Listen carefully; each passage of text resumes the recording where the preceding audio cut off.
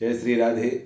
मैं आचार्य दीपक पांडे लखनऊ से आज पुनः 16 संस्कार में 12वां संस्कार जो वेदारंभ है।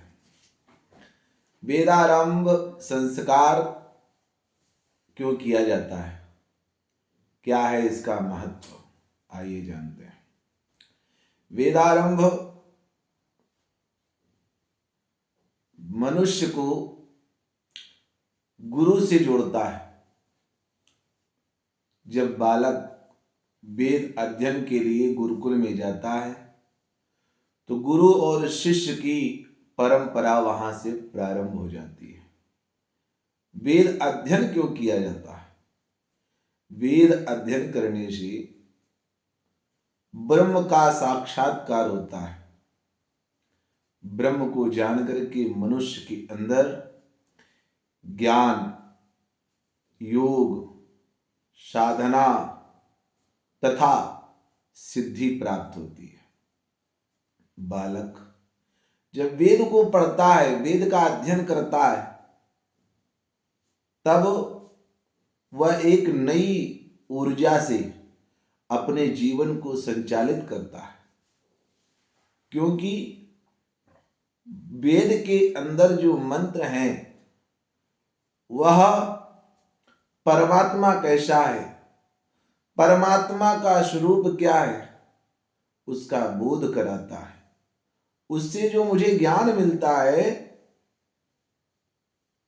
उस ज्ञान से जीवन शैली, जीवन जीने का तरीका तथा इस अध्यात्म जगत में अध्यात्म योग से हमको कैसे अपना जीवन सुचारू रूप से संचालित रखना है, यह ज्ञान मुझे प्राप्त होता है। सनातन संस्कृति में क्या कर्म करने चाहिए, क्या कर्म नहीं करने चाहिए, जिससे हमारा जीवन या जो कीमती समय है, कीमती जीवन है, बहुमूल्य समय है, यह हमको जो प्राप्त हुआ है उसका सही सदुपयोग करने का मार्ग बतलाता है। जैसा कि हम सभी जानते हैं कि गुरु बिन भव निधि तरे न कोई, बिना गुरु के कोई भवसागर को पार नहीं कर सकता। उसी प्रकार से बिना गुरु के हमको ज्ञान प्राप्त नहीं होता है। वेदारंभ के लिए हमको गुरु का मार्गदर्शन, गुरु की सेवा, गुरु के बताए मार्ग पर चलना ही पड़ेगा, तभी जाकर के हमको वेद प्राप्त होंगे।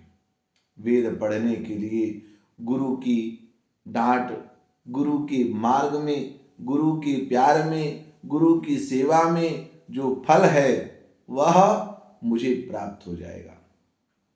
वेद के अध्ययन करने से, जब वेद का हम अध्ययन करते हैं तो मुझे आयु, यश तथा सिद्धि प्राप्त होती है। मुझे भय व्याप्त नहीं होता है, क्योंकि परमात्मा हमारे शरीर के अंदर है।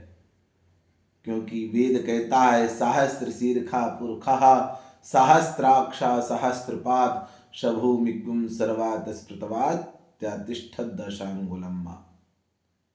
जो विराट पुरुष भगवान विष्णु हैं, जिनके 1000 हाथ हैं, 1000 पैर हैं, 1000 सिर हैं, वह परमात्मा हमारे शरीर के अंदर जो हृदय है, हम कहते हैं ना आत्मा के अंदर आत्मा ही परमात्मा, यानी आत्मा के अंदर परमात्मा का वास है। वो विराट पुरुष जिनके 1000 सिर, 1000 हाथ, 1000 पैर होते हुए भी हमारे शरीर के अंदर विराजित है। कितनी जगह में? त्यातिष्ठत दशांगुलम्मा। हमारे हाथ की का जो अंगूठा है, उस अंगूठे जितनी जगह में हमारे हृदय में प्रभु वास करते हैं। इसलिए वेद से मुझे ज्ञान, भक्ति, साधना, योग, नियम, संयम का बोध हो जाता है, जिससे हमारा जीवन सार्थक हो जाता है। भगवान क्या है? तो हम कहते हैं ना, अहम ब्रह्मास्मि, हम ही ब्रह्मा है। वो बोध हो जाता है। जीव जीव के अंदर प्रभु का वास है। भगवान श्री राम, भगवान हरि, परमात्मा हम सभी के अंदर, शरीर के अंदर विद्यमान है। ये जो बोलता तत्व है, जो शब्द के रूप में निकल रहा है, यही ब्रह्म है। इसको जागृत करने के लिए मुझे गुरु का मार्ग, गुरु के बताए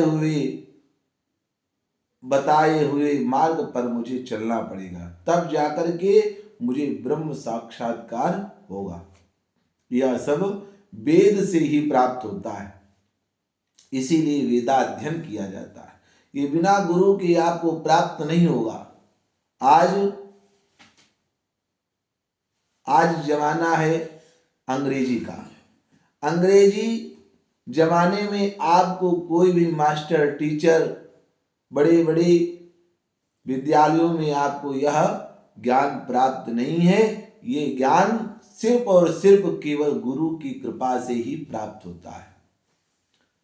गुरु ही हमारे जीवन को प्रकाशित कर सकता है, इसलिए उसको गुरु कहा गया है। गु माने अंधकार, रु माने प्रकाश।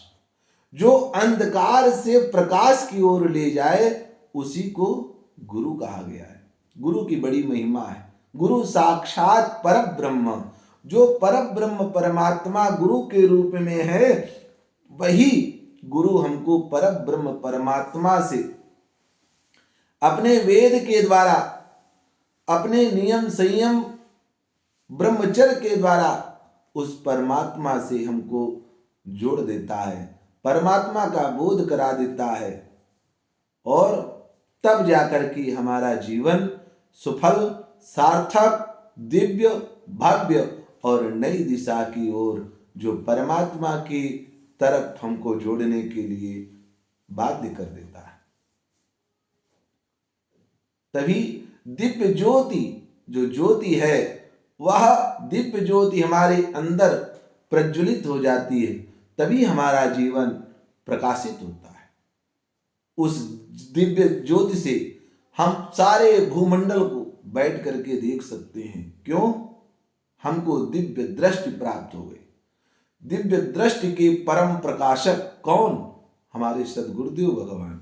सद्गुरुदेव की कृपा से ब्रह्म को प्राप्त कर सकते हैं, और ब्रह्म को प्राप्त करने के लिए हमको गुरु का मार्ग अवश्य चुनना पड़ेगा। और वेदा आरंभ के लिए मुझे गुरु के शरण में जाना ही पड़ेगा, और जब गुरु के शरण में जाएंगे, वेद प्राप्त होगा, तो निस्संदेह मुझे परमात्मा अवश्य प्राप्त होंगे। जय श्री राधे, जय श्री श्याम। सनातन धर्म की जय।